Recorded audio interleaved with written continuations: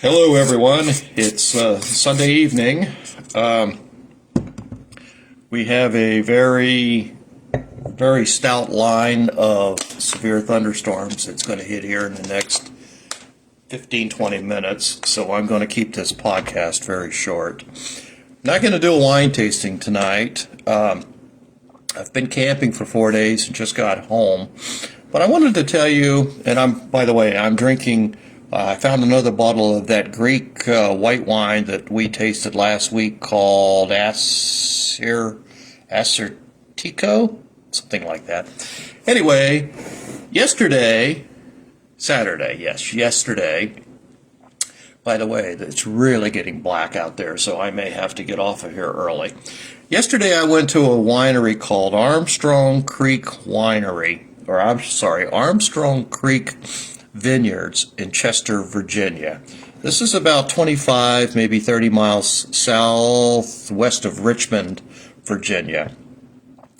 It's an interesting winery visit. I haven't been to too many wineries in the last few years like I did years ago. About 2 or 3 weeks ago, Marion and I went to a local winery here in the Parkersburg, Marietta area. Had a great time. This was a much bigger winery.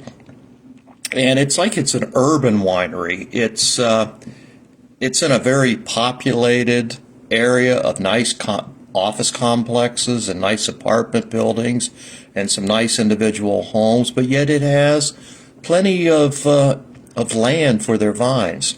You turn off the road and you go up this little gravel driveway for probably about 25, 30 yards. Vines on both sides of the road. So when I got inside, I made friends with a woman in there who works there, well, a young girl who works there. Her name is Bree. And she was telling me that those are Chardonnay and Noret grapes that are on both sides of the road. And out behind the winery is, I guess, many more acres of grapes. And they also have some land somewhere else in the general area where they harvest their grapes there too. They have a quite variety of wines. They have dry wines, dry reds. They have a lot of sweet wines. Their reds are Cabernet Franc based and Cabernet Sauvignon based, which, by the way, Cabernet Franc is probably my favorite red varietal. Cabernet Sauvignon right behind it. But they use a lot of what is called a Noret, N-O-I-R-E-T, or Noret, I'm not sure how to pronounce it, as a blended grape.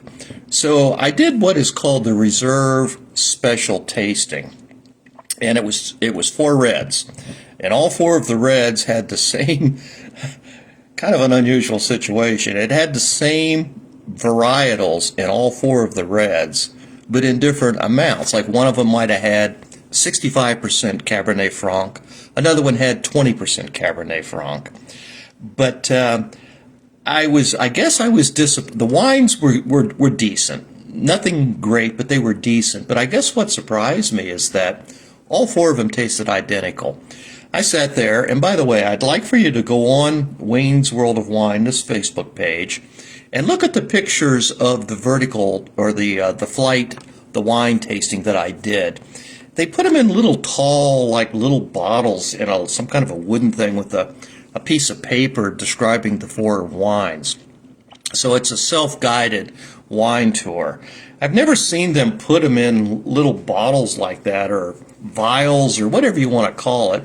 And then they give you a little tiny tasting cup with a package of crackers in it. So you pull the package of crackers out, and those are to clean your palate between each of the wines. And then you pour your wines from these vials into the tasting glass one at a time. So I did the tasting, and I was not really impressed, but and I was alone. Well, then all of a sudden, here comes one of my fellow runaway members, and about 30 minutes later, here comes another couple from the runaway. So my little wine tasting turned into about a 3-hour sojourn, 3-hour trip. I hate to say it, but I spent Far, far, far, far too much money. Way too much money. Their wines are not great, but their wines are expensive. I was very surprised. Most of the wines sold for $35 to $42 a bottle, which I thought was pretty high. I'd also invite you to look at the charcuterie tray that I ordered to snack on. I like charcuterie trays. I get them at breweries and wineries. But I want you to take a look at the picture, and it was a nice one. Now I want you to stop and factor this in. $36 for that charcuterie tray. $36 for a tray of cheeses, meats, and some bread. That's pretty much all it was. Well, there are a couple of little pieces of fruit.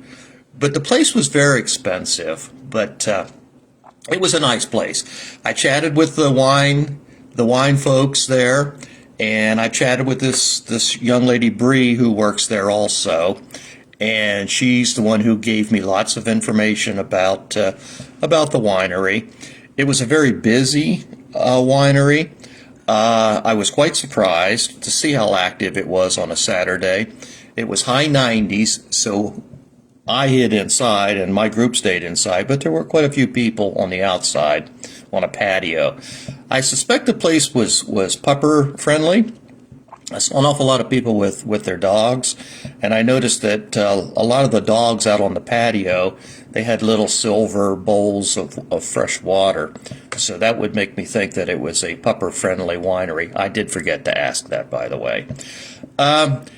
It's on a personal note, and this might be a little common. I've been drinking wine, as you know, for 55, 60 years. And this was the very first time that I was in a winery where probably at least half of the clientele was non-white folks. And I was so pleased to see that. And so I commented, well, I lost my signal, but I think I got it back. So I was commenting that about at least half the population was non-Caucasian. And so I really enjoyed seeing that. Well, I also noticed that the African American clientele seemed to be very upscale compared to a lot of other venues that I have been to.